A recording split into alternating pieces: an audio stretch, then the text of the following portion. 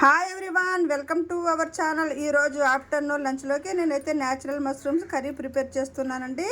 మరి natural mushrooms curry చాలా అంటే చాలా టేస్టీగా చాలా బాగుంటుందండి. హెల్త్కి అయితే చాలా అంటే చాలా మంచిదండి. మరి ఈ కర్రీ ఎలా ప్రిపేర్ చేయాలి ఏంటో ప్రాసెస్ ఏంటో చూసేద్దాం రండి. ముందుగా మనము మష్రూమ్స్ ముందుగా నానబెట్టుకోవాలండి. ఈ మట్టి అంతా శుభ్రంగా తీసుకొని నీట్గా అయితే బాగా వాష్ చేసుకోవాలండి. నీట్గా వాష్ చేసుకున్న మష్రూమ్స్ ఇలా పెద్ద పెద్ద ముక్కలుగా కటింగ్ చేసుకోవాలి. తర్వాత కర్రీ ప్రిపేర్ చేసుకోవడానికి ఇలా ఆనియన్స్, పచ్చిమిర్చి, టమాటో ఇవన్నీ కట్ చేసుకుని అయితే ఒక ప్లేట్లో వేసుకోవాలండి. స్టవ్ పైన ఒక బాండీ పెట్టుకొని కర్రీ సరిపడా ఆయిల్ వేసుకొని ఆయిల్ ఎక్కిన తర్వాత ఆనియన్స్, పచ్చిమిర్చి వేసేసుకోవాలండి.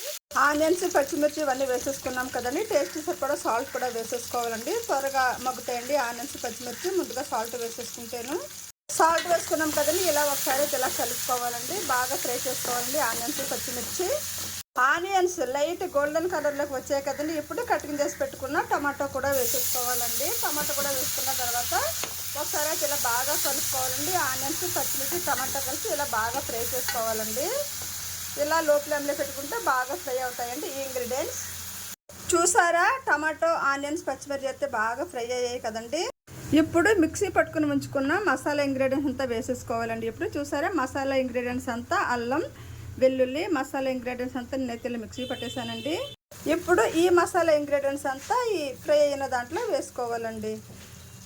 ఇలా వేసుకున్నాం కదా అండి. ఇప్పుడు ఒకసారి అయితే ఇలా బాగా కలుపుకోవాలండి. ఈ ఇంగ్రీడియంట్స్ అంతా మసాలా అంతా కలిసి బాగా ఫ్రై అయితే కర్రీ టేస్ట్ అయితే చాలా అంటే చాలా బాగుంటుందండి. ఇలా ఫ్రై చేసుకోవాలంటే స్టవ్ లో ఫ్లేమ్లో పెట్టుకొని అయితే ఫ్రై చేసుకోవాలండి. మాడిపోకుండా బాగా ఫ్రై అవుతుందండి.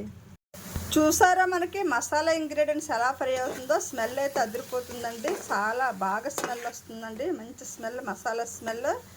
ఇలా మసాలా ఇలా బాగా ఫ్రై చేసుకుంటే ఏ కర్రీ అయినా సరే మనకి టేస్ట్ అయితే చాలా బాగుంటుందండి. చూసారా, ఇలా ఫ్రై అవ్వాలండి మసాలా ఇంగ్రీడియంట్స్ బాగాను. చూసారా, మసాలా ఇంగ్రీడియంట్స్ అయితే బాగా ఫ్రై అయిందండి. ఇప్పుడు మనము కర్రీ సరిపడైతే కారం వేసేసుకోవాలండి. కారం వేసుకున్న తర్వాత ఒకసారి అయితే ఇలా బాగా కలుపుకోవాలండి. పచ్చివాసన పోయేటంత వరకు మసాలాలో ఈ కారం అయితే ఒకసారి ఇలా కలుపుకోవాలండి. ఇలా కొంతసేపు పచ్చివాసన పోయిన తర్వాత ఇప్పుడు కటింగ్ చేసి పెట్టుకున్న మష్రూమ్స్ అన్నీ వేసేసుకోవాలండి. ఇప్పుడు ఇలా మసాలా ఇంగ్రీడియంట్స్లో మష్రూమ్స్ అన్నీ వేసేసుకున్నాం కదండి. ఒకసారి అయితే ఇప్పుడు బాగా కలుపుకోవాలండి. చూసారా, మష్రూమ్స్ అన్నీ వేసుకున్న తర్వాత ఇలా ఒకసారి అయితే బాగా కలుపుకొని మసాలా కారం అంతా పట్టేటట్టుగా ఒకసారి ఇలా బాగా కలుపుకున్న తర్వాత స్టవ్ లో ఫ్లేమ్లో పెట్టుకొని అయితే కర్రీ ఉడికించుకోవాలండి. వాటర్ అయితే వేయాల్సిన అవసరం అయితే లేదండి.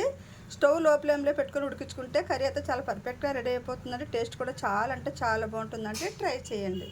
చూసారా, మష్రూమ్ కర్రీలో వాటర్ వేయకుండా ఎంత వాటర్ వచ్చిందో చూసారా. వాటర్ అసలు ఏమీ వేయలేదండి. దీంట్లోనే బోలెడంతా వాటర్ వచ్చేసింది.